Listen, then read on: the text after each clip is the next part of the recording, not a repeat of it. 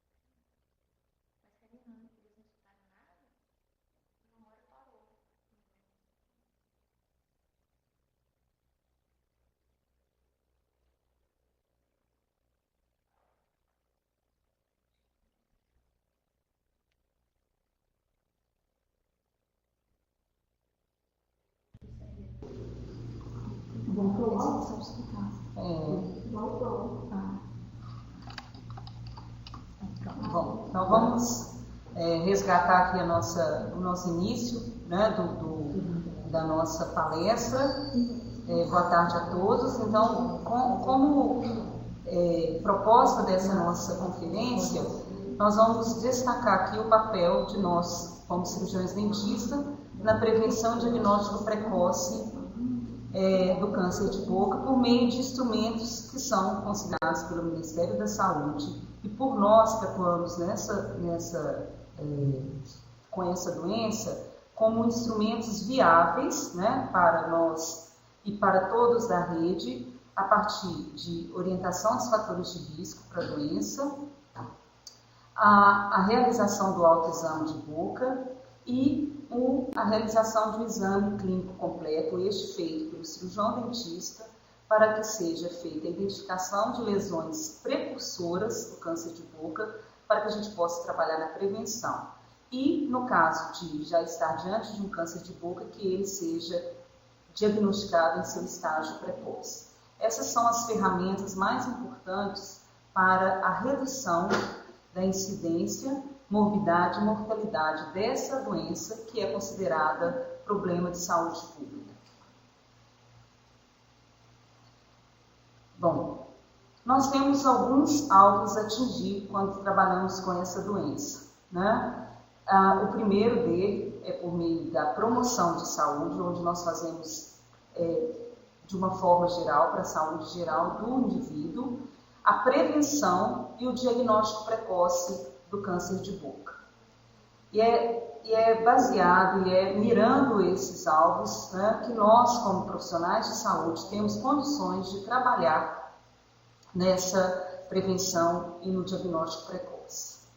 Bom, quando nós consultamos o Ministério da Saúde e a Política Nacional de Saúde Bucal, nós resgatamos um trecho dessas diretrizes, onde o Ministério da Saúde coloca: garantir uma rede de atenção básica, articulada com toda a rede de serviços e como parte indissociável desta.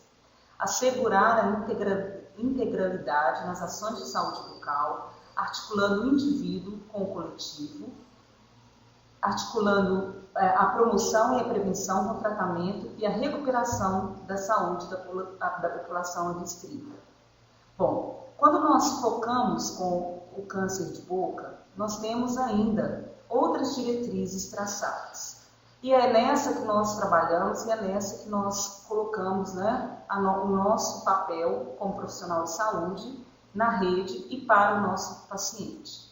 A prevenção do câncer de boca ganha destaque no tópico: prevenção e controle de câncer de boca, com exames rotineiros para prevenção e detecção de lesões suspeitas e na garantia de continuidade da atenção, em todos os níveis de complexidade, mediante a negociação e pactuação com representantes das 3 esferas do governo, além de oferecer oportunidades de identificação de lesões bucais, primeiramente por meio de busca ativa, né, onde nós vamos, ao longo da nossa discussão, apresentar onde o cirurgião dentista se insere, quais são os parceiros desse profissional, né, seja em visitas domiciliares ou em momentos de campanhas específicas, como, por exemplo, vacinações de idosos. É um momento adequado, oportuno, para que seja feito, né, um papel para prevenção e controle de câncer de boca.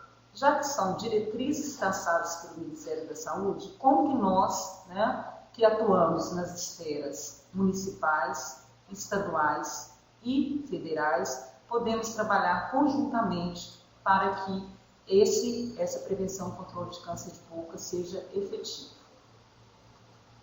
Bom, essa é uma estrutura, né, da nossa rede.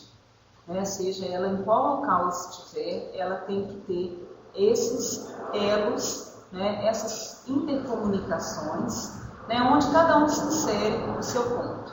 Né, nós temos as equipes de saúde bucal, que é a estratégia da saúde. Nós temos, né, assessorando a essa equipe, nós temos os centros de especialidades odontológicas, serviços de diagnóstico, laboratórios de próteses dentárias, farmácias, atenção a domicílio e hospitais. Todos estes integrados, né, para as diversas doenças, mas no nosso caso, para a doença câncer de boca. Bom, e como que elas vão se interagir, né? Esse dilema com o câncer de boca é um dilema que nós vamos traçar tanto um dilema municipal, estadual, federal e mundial. Né? Nós temos, a partir de artigos, nós vimos que as nossas dificuldades talvez sejam maiores, mas essas dificuldades são compartilhadas, né, por todos que trabalham com esse objetivo. Então, quando você lê um artigo de um indivíduo em Londres que trabalha, ele também vai citar alguns problemas que são comuns e outros eles já avançaram e nós estamos caminhando. Mas o que nós devemos questionar com relação ao câncer de boca? Qual é o papel de cada profissional nessa rede? Tá? Então, é sobre isso que nós vamos apresentar para que a gente possa, né, cada um se identificar as dificuldades, os trabalhos já realizados nesse contexto, né, e como que nós podemos avançar com essa doença. Bom, para caminharmos, né, para ir falar sobre o câncer de boca, é interessante sabermos sobre a cancerização, né, um termo que é utilizado para diversas áreas do organismo e na cavidade bucal. Se nós, como profissionais de saúde, entendermos melhor, né, vocês terão condições de trabalhar mais com um suporte maior junto com o seu paciente. Nós não vamos delatar, né, sobre vários pontos, mas é importante que alguns itens dessa cancerização sejam esclarecidos. Então, é como se a gente estivesse contando a história do câncer de boca. Como que ele inicia? Porque se nós identificamos isso, nós podemos, então, também saber como vamos atuar nessa doença. Bom, o que faz uma lesão como essa no soalho de boca, né, ao longo do tempo, sofrer alterações que possam apresentar tanto clínico quanto microscopicamente alterações que venham, né, a levar a formar essa doença.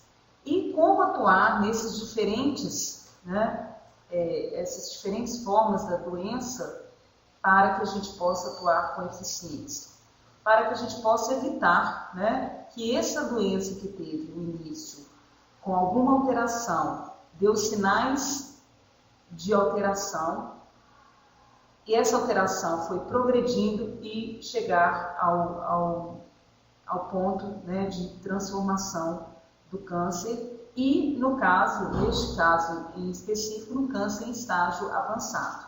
Apesar de parecer pequeno, quando nós fazemos toda a avaliação do paciente, nós entendemos que existe um avanço e nós perdemos algumas etapas, já que nós poderíamos atuar anteriormente nessa lesão.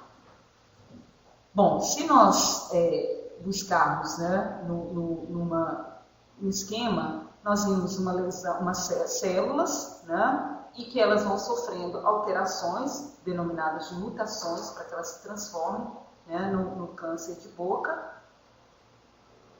E ela vai sofrendo alterações, passando por hiperplasia, displasia, até que se torna um câncer bem localizado, denominado de câncer in situ. E se nada for feito nessas fases, ele passa a ser um câncer invasivo, como é visto na imagem, né, onde ele já ultrapassa, né, invadindo e já atingindo também as estruturas mais profundas. Bom, em cada ponto desse nós podemos atuar. Primeiro, na prevenção do câncer de boca. Bom, nós podemos evitar essa mutação celular por meio de promoção de saúde. Hoje nós sabemos claramente que a dieta, né, o estilo de vida, a prevenção e a evitar fatores de risco podem levar à exclusão dessa mutação. Lembrando que a doença câncer, independente de sua localização, ela é uma doença que também tem um fator genético. Como nós não podemos trabalhar com todos os fatores genéticos, nós temos que evitar as outras alterações. Então, a mutação, né, a prevenção da mutação é feita principalmente, né, por meio de hábitos saudáveis, que corresponde isso para qualquer ponto do nosso organismo. Se isso é evitado, se isso é mantido, né, nós temos também a forma de exclusão da hiperplasia, que é como se essa mutação se acumulasse. Mas lembrando que esses pontos eles são reversíveis, ou seja, uma vez presente, se for trabalhado, atuado, ele volta à normalidade. Bom, assim nós podemos trabalhar com os nossos pacientes de forma individual e coletivamente a partir do trabalho junto aos fatores de risco. Para todos nós, né, nós já sabemos dos principais fatores de risco do câncer de boca. Ele está basicamente no tabaco e álcool. Nós vamos destacar a radiação solar, já que nós estamos falando de localizações diferentes, com atividades e com climas diferentes e com fatores ocupacionais que também interferem e também atua como fator de risco. Mas esses dois, tabaco e álcool, são os mais associados principalmente às lesões de dentro da boca, chamadas os cânceres intrabucais. São, para nós, fatores causadores evitáveis. E como profissionais, nós temos o papel de orientação com relação a esses fatores de risco junto ao nosso paciente. Bom, o tabaco, né, como nós já sabemos, uma vez, né, junto com o paciente, ele é hoje considerado o mais potente agente causador de câncer de boca. Né? Um fumante, dependendo do tipo e quantidade, ele apresenta de 4 a 15 vezes chances de desenvolver o câncer. As formas de tabaco são variadas. Nós temos as convencionais, né, como essa que nós vimos por meio popular, né, bastante comum, como também de rolo, de mascado, que são algumas outras formas, cachimbo, charuto, que compreendem um grupo que representam o tabaco. Um destaque tem sido dado pelo Ministério da Saúde, cabe a nós, também profissionais de saúde, e é esse momento que nós também devemos trabalhar junto com a população jovem. Né? Em função de quê? Nós temos, né, tem sido relatado o aumento do consumo entre jovens. Isso é trabalhado por meio das próprias indústrias de tabaco, onde eles tentam manter, né, a sua população consumista, né, já que nós vamos perdendo os consumidores ao longo do tempo, e eles têm estratégias que estão sendo combatidas por outras estratégias de prevenção para atrair esses jovens para o consumo do tabaco. Eles consideram os jovens como reservas de reabastecimento. Então, hoje, no contexto, quando olhamos o INCA ou mesmo a Organização Mundial de Saúde, eles iniciam por meio da idade de 5 a 19 anos de idade. É só nós passarmos olhando, né, tendo um pouco de cuidado ao olharmos os semáforos ou algumas áreas, onde nós vamos entender muito bem do que está sendo falado, que é o aumento desses jovens utilizando o tabaco. Então, também, né, por muito tempo foi dito que nós devemos trabalhar com a população adulta, mas nós devemos trabalhar com a prevenção com a população jovem. Né? Hoje nós vemos vários exemplos de que isso sendo dentro da educação desses jovens e das crianças, eles mesmos servem de propagadores, né, dessa mensagem de saúde para os pais. Bom, o tabaco tem a sua ação carcinogênica, né? Ele por si só, ele apresenta agentes poderosos carcinogênicos, são as nitrosaminas, que atuam, né, nos genes que nos protegem contra a formação do câncer e também motivam e proliferam aqueles que atuam na proliferação das células. Nós vimos naquele contexto esquemático que as células precisam de um agente para iniciar as suas alterações, a sua mutação e propagar essa mutação pelas células. Além disso, né, o tabaco ele apresenta mais de 4.000 substâncias tóxicas que têm ação tanto no momento do hábito quanto sistemicamente. Essa é uma forma de tabaco que, ao mesmo tempo que nós conversamos sobre jovens e crianças, a forma deles atraírem é utilizando esse tabaco em forma de pó, vindo em recipientes bastante atraentes e que não há fumaça nessa forma de tabaco. O indivíduo, né, ele utiliza isso de forma silenciosa, já que hoje existem várias restrições com relação ao tabaco. As áreas de fumantes cada vez mais restritas, né, proibição geral do tabaco e a indústria de tabaco, para que não haja perda desses indivíduos, eles estão utilizando esse veículo por meio de pó, para que o paciente possa utilizar, o indivíduo possa utilizar, colocando na cavidade bucal. Vocês podem observar o ato por meio do dedo, o indivíduo molha, coloca no recipiente e aplica na boca. E embaixo, na nossa imagem, nós podemos ver nitidamente o papel desse tabaco, onde ele é colocado, mantido nessa região, e ele leva a alteração tanto local, como pode ser visto, já um rugamento, um acinzentamento da região, quanto a absorção das substâncias tóxicas presentes no tabaco. Então, nós temos que estar atentos, né, com os nossos pacientes, para que eles possam ser esclarecidos com a ação desse tabaco e para que eles possam ser retirados. Né, e isso é uma forma preventiva do câncer de boca. Se nós temos um câncer que começa aos 40 anos, vamos dizer em média, já que é acumulativo, se o indivíduo começa isso com 5 anos, nós vamos ter pessoas com 20, 25 anos já desenvolvendo câncer de boca. Bom, muitas ações têm sido feitas, né? Isso é feito tanto principalmente a partir do Ministério da Saúde, onde nós temos o Instituto Nacional de Câncer de Boca, e as notícias também nos motivam a trabalhar nessa direção.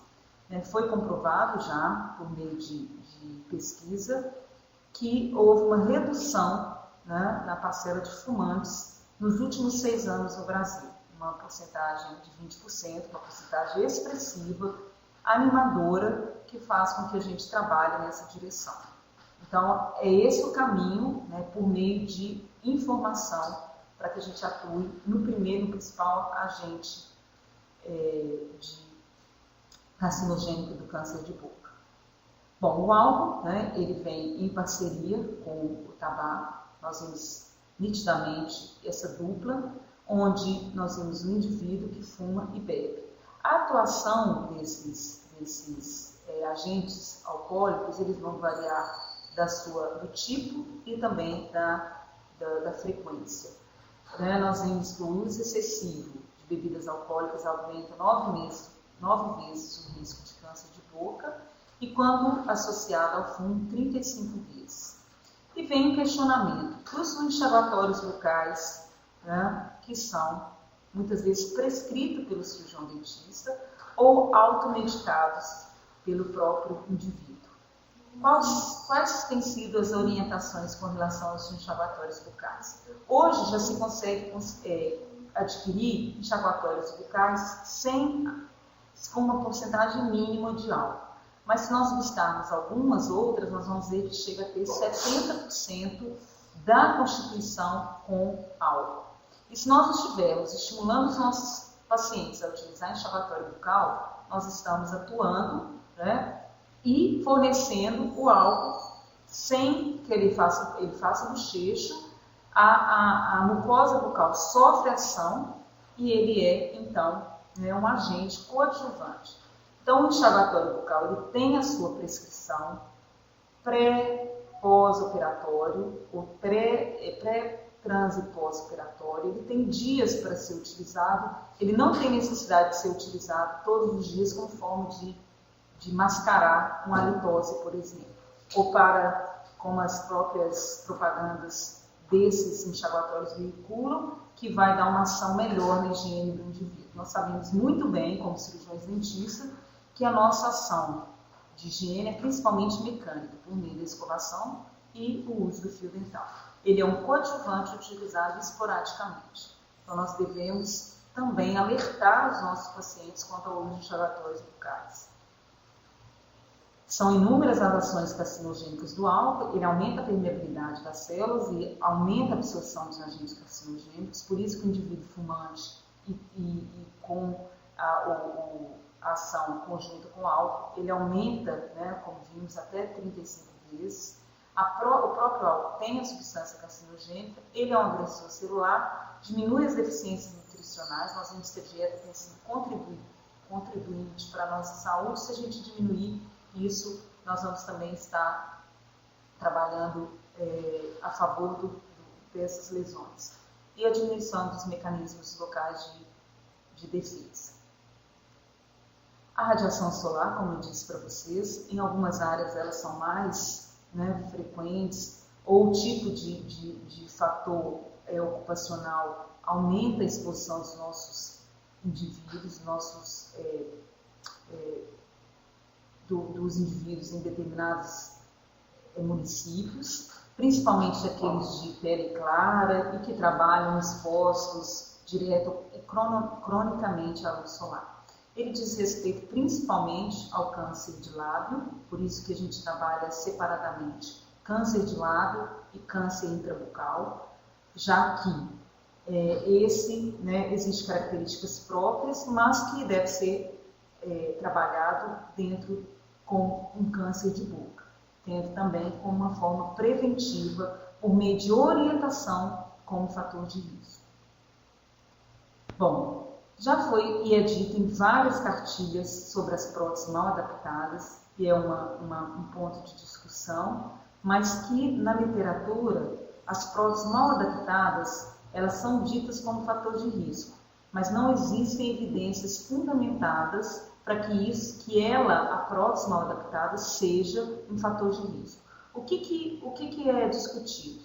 Que esse paciente que usa uma prótese mal adaptada, geralmente, ele negligencia a sua saúde bucal. Então, ele é também, muitas vezes, um fumante, um etilista, e esses, sim, são fatores de risco.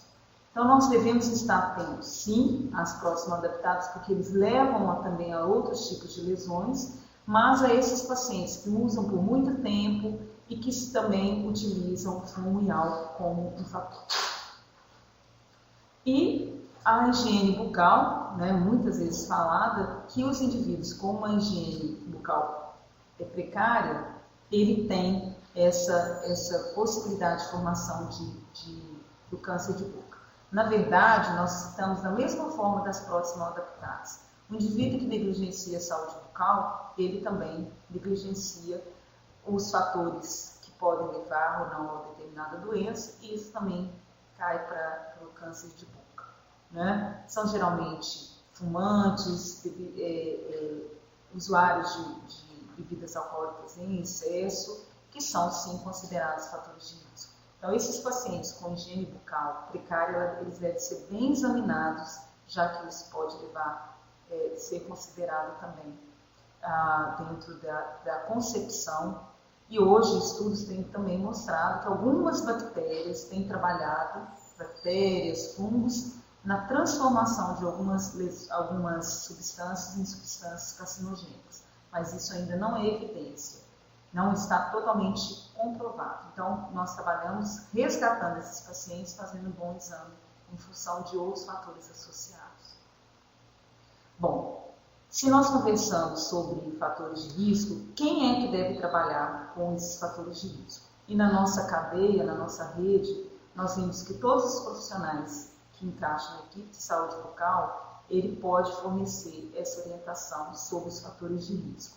Além disso, nós devemos aproveitar os nossos agentes de saúde, para que eles sejam portadores dessas orientações de fatores de risco, já que eles vão junto, né, à comunidade, muitas vezes os profissionais também estão juntos, e como nós temos uma busca quando o paciente vem e quando ele não vem, quando nós devemos ir até ele.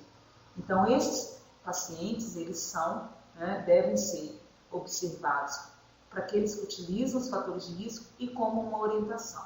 Nós já tivemos, né, assim, em algumas oportunidades, que o próprio agente de saúde identificou, comunicou ao seu profissional de saúde e, né, tem sido esse o papel, mas nós temos visto o papel fundamental, e para isso nós temos que orientar os nossos agentes de saúde quanto aos fatores de risco, porque ele também é um grande parceiro nessa rede contra o câncer de boca.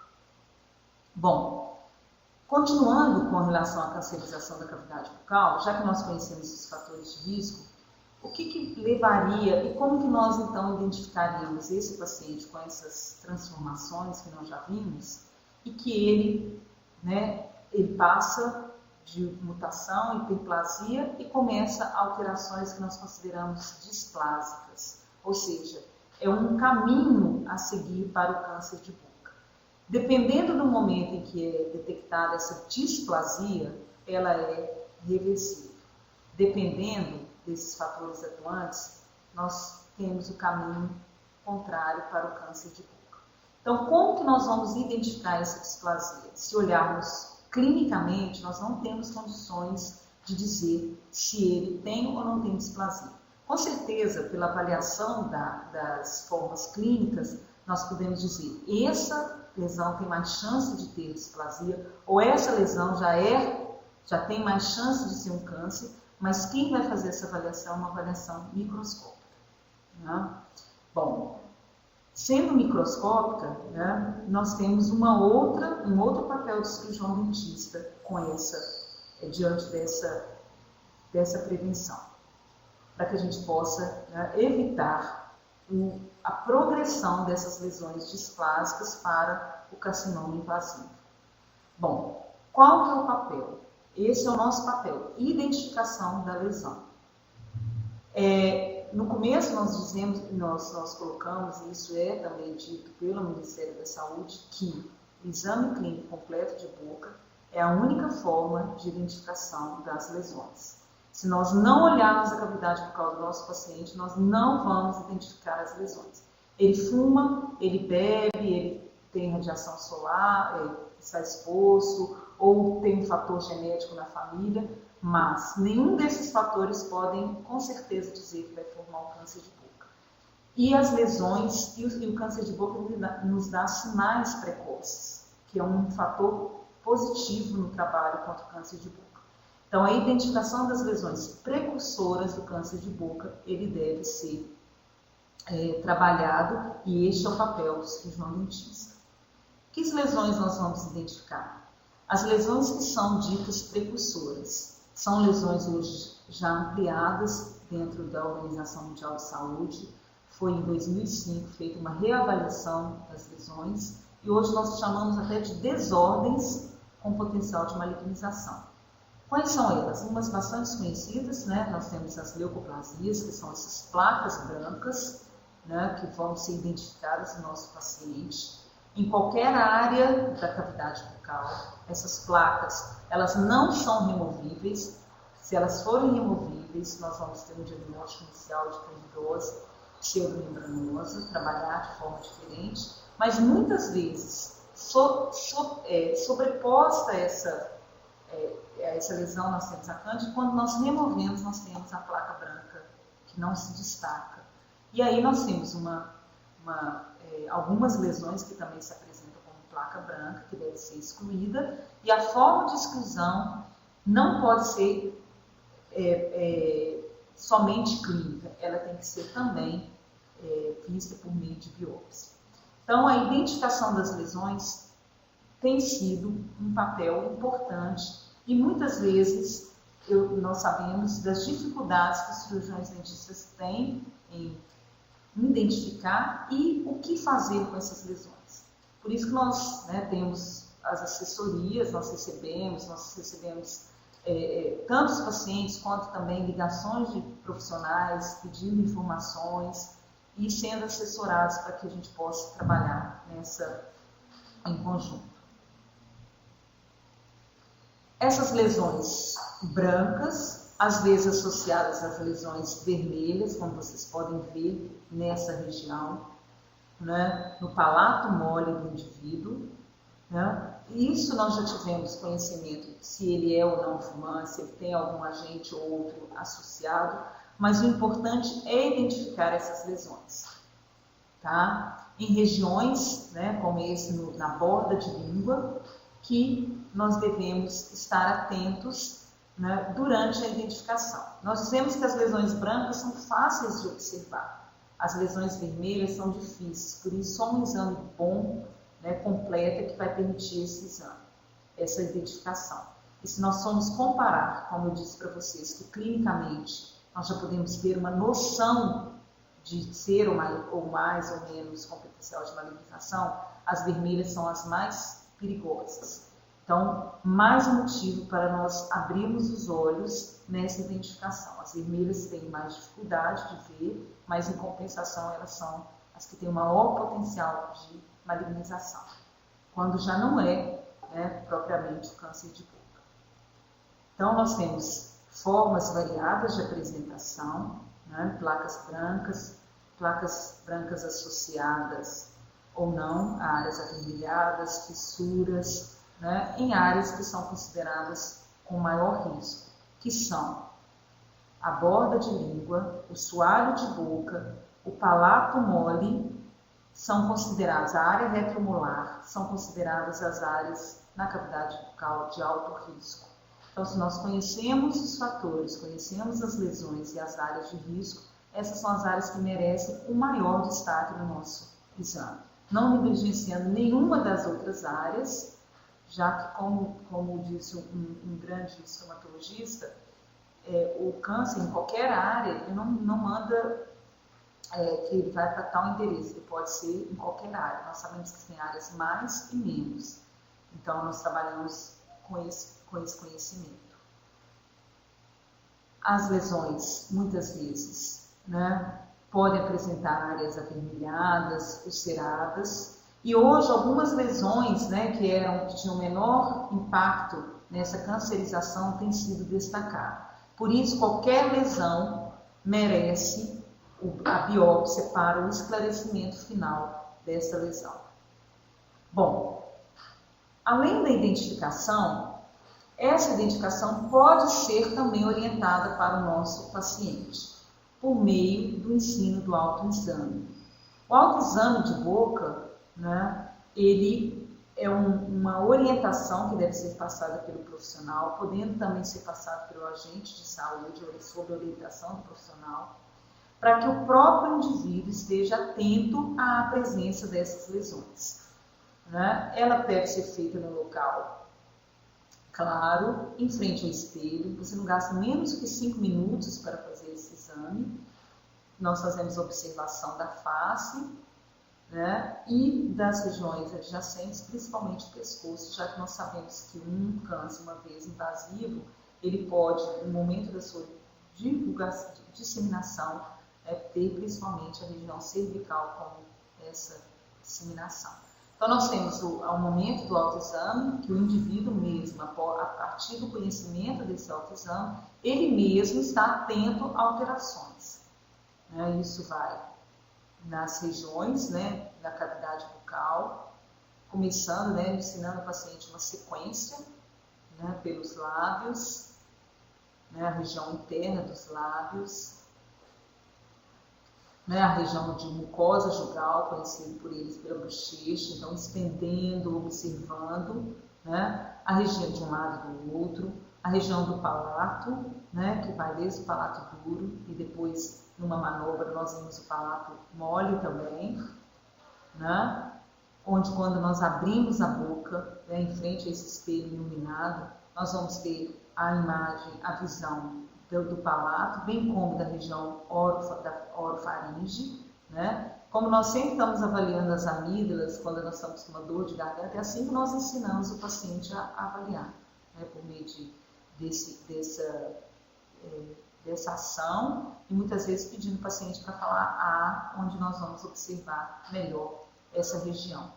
Né? Como vocês podem ver na imagem, uma vez que essa língua esteja bem projetada, nós vamos ver a região mais posterior e, como eu disse para vocês, são regiões de alto risco, como o palato mole, a região retromolar e a orofaringe também nos permite ver, né, nesse momento, alguma alteração.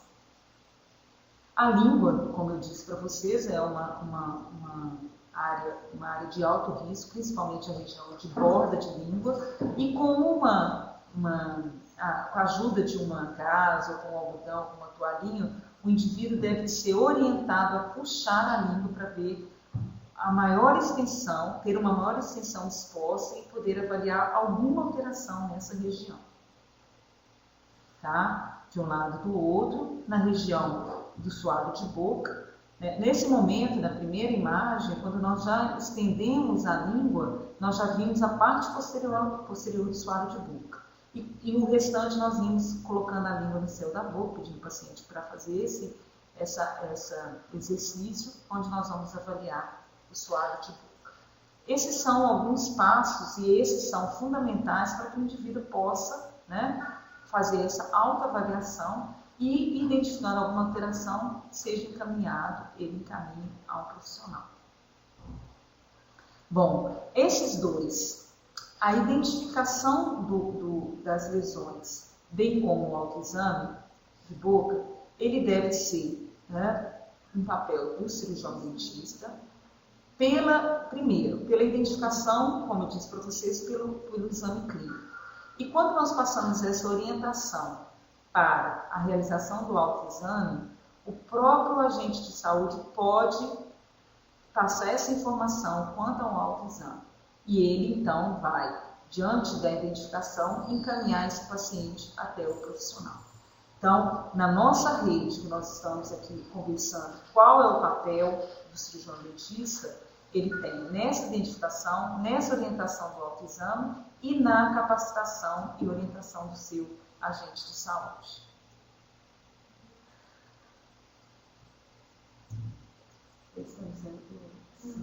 Já.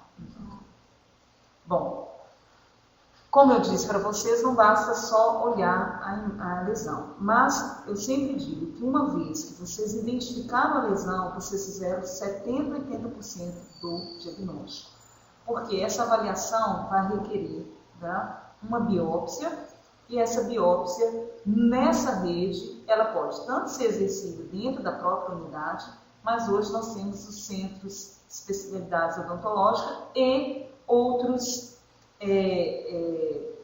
unidades e outros centros que podem servir de referência para a avaliação da lesão por meio de biópsia, que trata-se de uma pequena cirurgia. Então, essa lesão só poderá ter a sua avaliação a partir dessa avaliação clínica, onde nós vamos ver os fatores do paciente mais a lesão e o perfil microscópico dessa lesão. Bom, como nós vimos na nossa história do câncer, com essa biópsia nós podemos então identificar essas três principais fases. Ou essa lesão não tem nenhuma alteração, ou ela tem displasia, ou ela já é um carcinoma in situ, ou ela já é um carcinoma invasivo. Né? Se nós virmos embaixo, né, microscopicamente, que é o que nós vimos quando nós recebemos as nossas peças, é que eu vou dizer que essa lesão, essa área não tem nenhuma alteração, só tem uma hiperplasia, já iniciou uma alteração nessa terceira imagem microscópica, e vocês vão observando que esse tecido epitelial que nós conhecemos, eles vão sofrendo alterações e tornando invasivo. Na quarta imagem já se representa um carcinoma in situ e na última já invasivo. Nessas fases, né, essas alterações, como nós dissemos, em cada momento que nós fizermos esse diagnóstico, ele vai ter um maior ou menor impacto no paciente. Né? A displasia, como eu disse no início, ela é reversível. O carcinoma in situ, ele tem um prognóstico excelente, mas quando nós estamos no carcinoma invasivo, nós já podemos trabalhar com um prognóstico variável para o paciente. Bom, essa avaliação é feita por biópsia, por meio de uma remoção de parte da lesão. Não existe nenhum risco em remover uma parte dessa lesão. Em nenhum momento, tirando as lesões vasculares, nenhuma outra lesão tem risco algum de, ao remover, levar à formação, à disseminação dessa lesão. É um ato cirúrgico, essa é uma doença, e se ele já tiver disseminado, não vai ser esse ato cirúrgico que vai ter feito essa disseminação.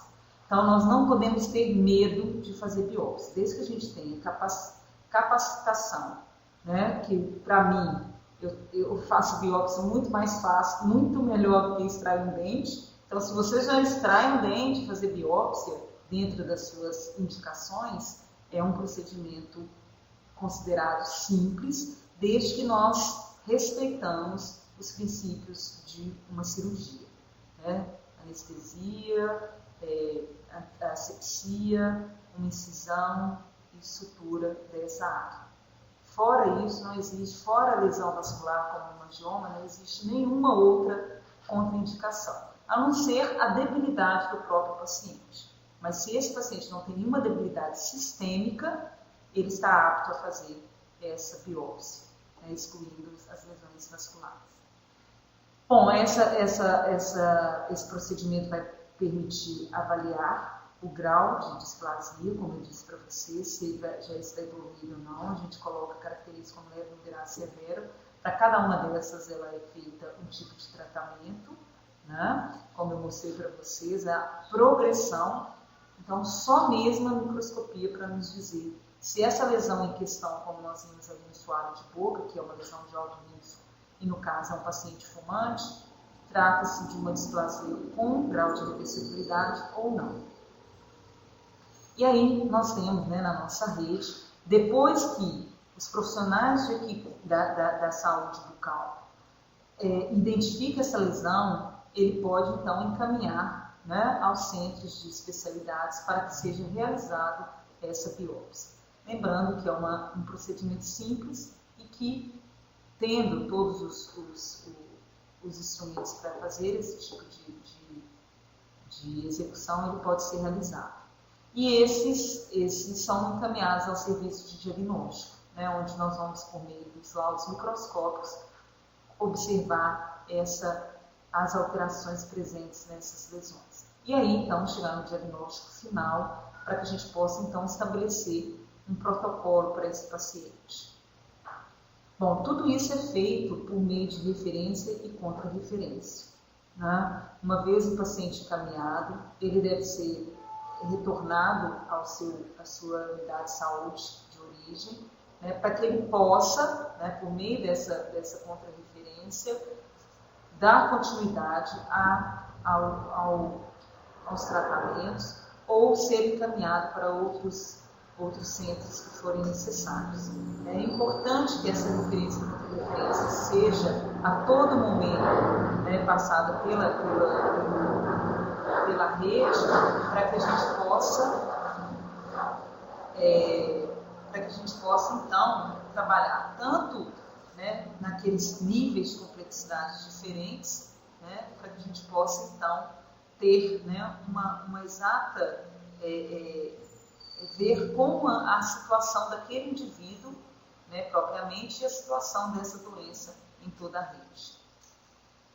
Bom, seguindo, né, a nossa história, o câncer de boca, nós chegamos na etapa final, que é a invasividade. Tá? Uma vez que, se nós não conseguimos evitar a mutação, chegou a um grau de displasia ou de carcinoma in situ, quando ele ainda está na sua invasividade, nós temos um outro papel, que é a detecção em estágio precoce. Hoje nós vimos que os estágios que se encontram os nossos pacientes são estágios avançados. Com certeza nós falhamos, nós profissionais falhamos, porque nós tivemos algumas oportunidades para fazer, como nós dissemos desde o começo, fatores de risco, identificações de lesão, avaliação microscópica, então o câncer invasivo. E é isso que nos frustra quando nós encontramos um paciente no estágio avançado, porque nós vimos que o câncer de boca ele dá sinais antecedentes para que ele evite esse estágio. As apresentações clínicas do câncer de boca são variadas, né? Desde aquelas placas brancas que nós podemos considerar como precursoras, elas já podem, dependendo do grau, ter algum já em estágio avançado. Então, o câncer de boca pode se apresentar como placas brancas, né, que uma vez a gente chamou de lesões precursoras, mas quando fazemos uma avaliação microscópica, nós já podemos ter pontos de câncer nesse paciente. Eles podem se apresentar como áreas vermelhas, como nós dissemos. Quando nós vimos áreas vermelhas, a chance é maior de já termos um câncer nesse indivíduo. Veja a imagem inferior, onde já existe até uma úlcera bem escondida. Se eu não levantar a língua do paciente e olhar o suário de boca, eu não vou ver essa lesão.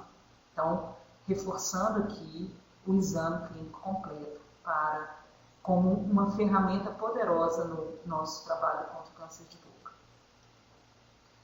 Essas lesões vão se tornando exofíticas, né?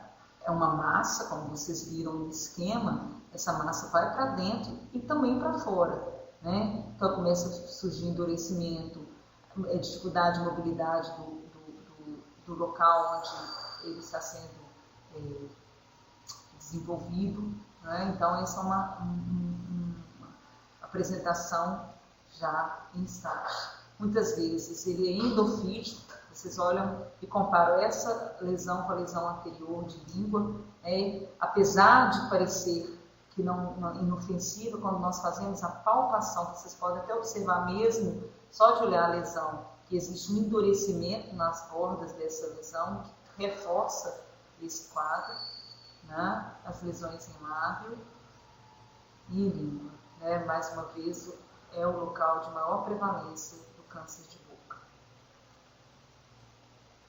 O palato mole, né, com as suas áreas alteradas, né, então com certeza são alterações.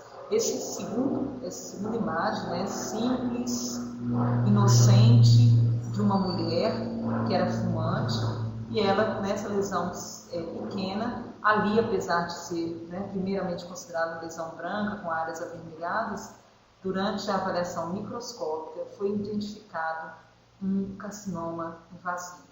Qual é o prognóstico desse paciente? Excelente, é um estágio bem inicial e a paciente está muito bem, né, a partir dessa remoção.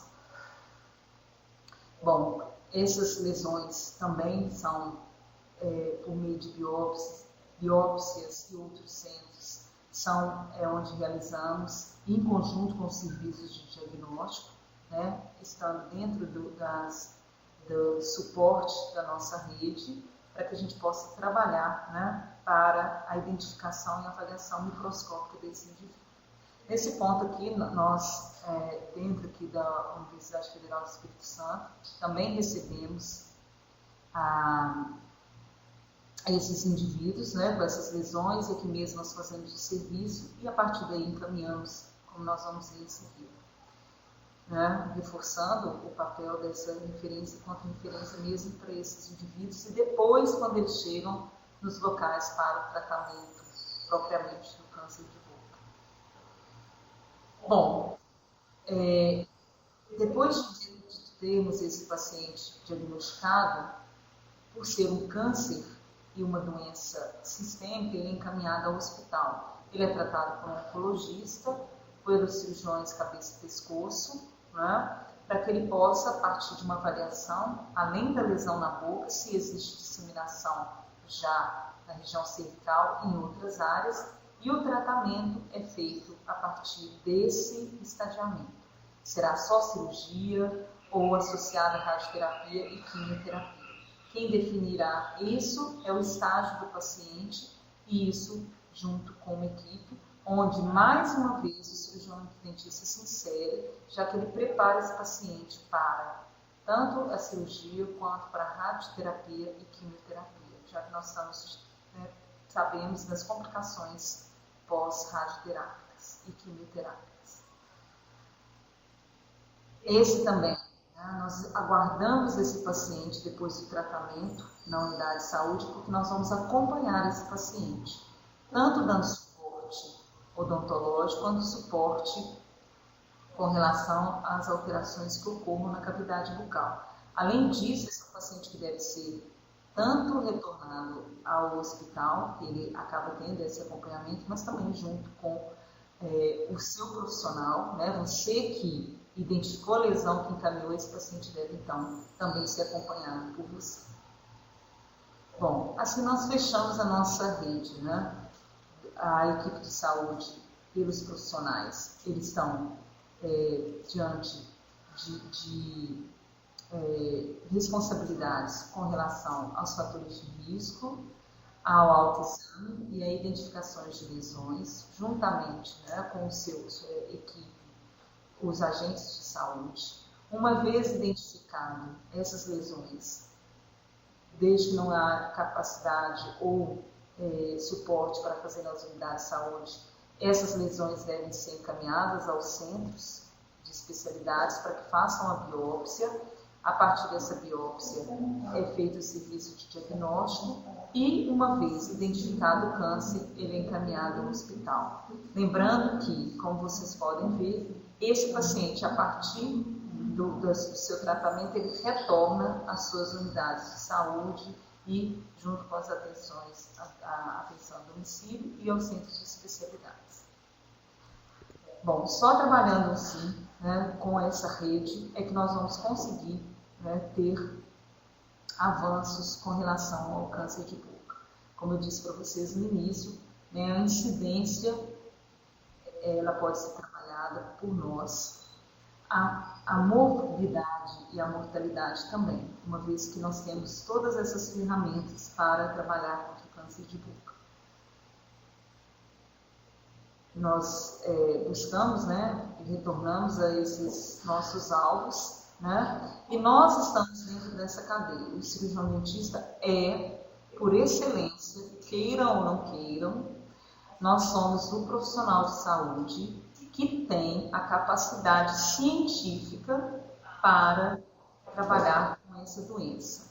Então, somos nós que conhecemos a cavidade bucal, os fatores que causam o câncer de boca, as áreas de risco, as alterações que ocorrem na cavidade bucal, a identificação, né, dessas lesões, a realização de biópsias, os serviços diagnósticos e, a partir daí, ele então é trabalhado juntamente com o oncologista. Então, nós não podemos fugir da nossa responsabilidade. Se não está acontecendo, é porque nós estamos negligenciados. Nós temos que ter essa autoavaliação, e é essa autoavaliação que nós fazemos constantemente no nosso programa. Onde estamos falhando contra a luta com o câncer de boca.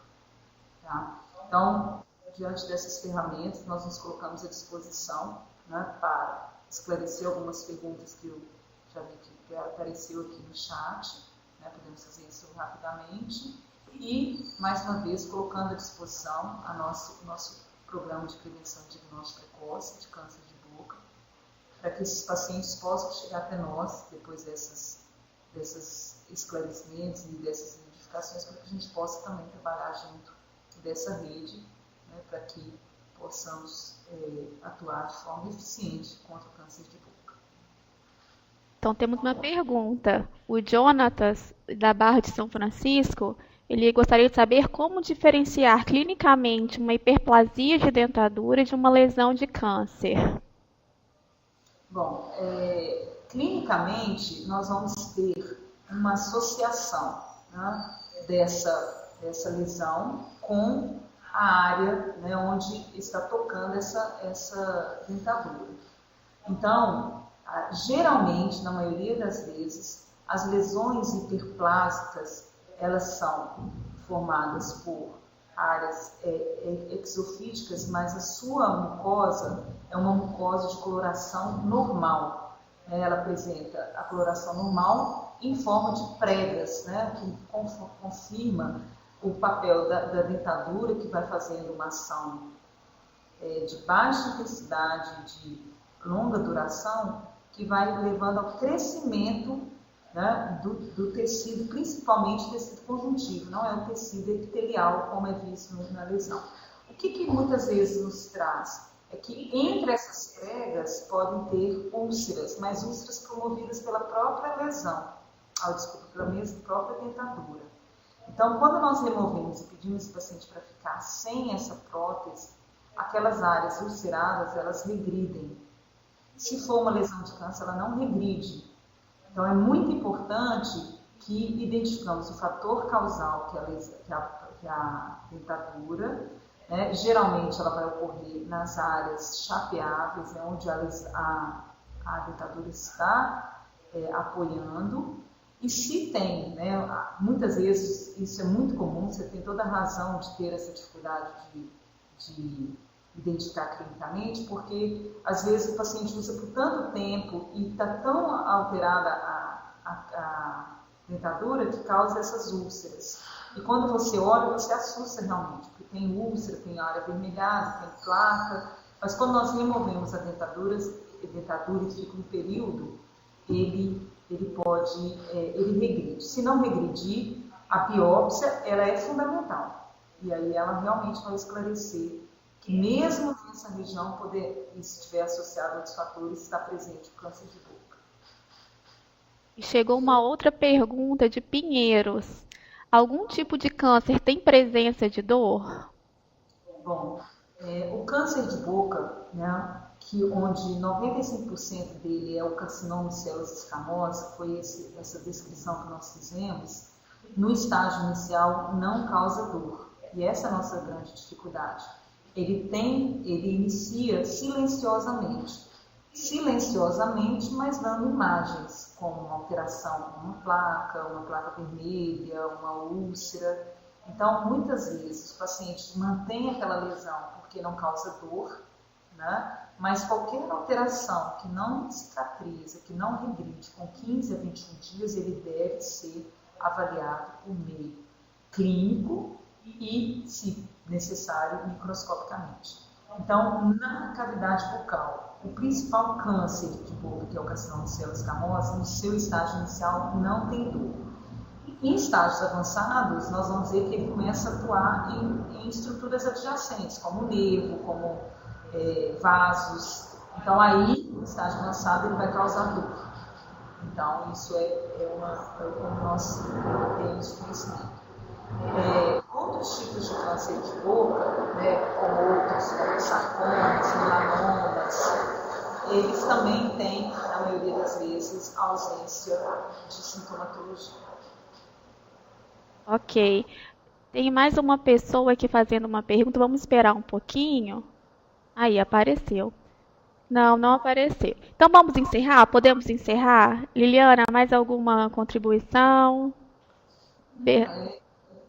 Eu só gostaria realmente de que, diante do que foi exposto, nós vimos, né, e vocês como colegas profissionais, nós vimos que nós temos que chamar o câncer de boca para a nossa responsabilidade. Isso é fundamental. Nós não podemos entregar a nossa área de trabalho para outros profissionais que não têm capacidade para fazer isso. Então, nós temos que realmente, por meio dessas capacitações, por meio dessas discussões, de trocas de informação, né, hoje com essa ferramenta importante que é a telesaúde, de trocarmos essas informações e atuarmos de forma responsável com o câncer de boca. Ok.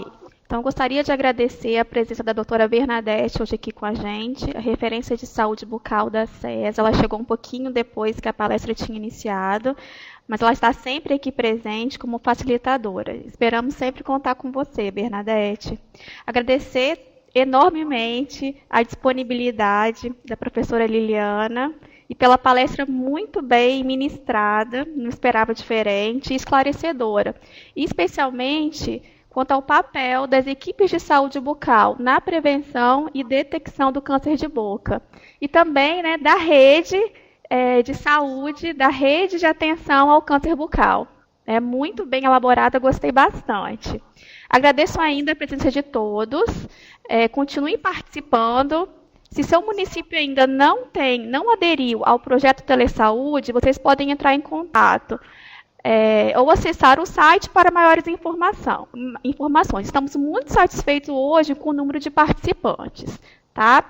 Gostaria de lembrar do nosso outro canal de comunicação, que são as teleconsultorias. E também vocês podem sugerir os temas das webconferências.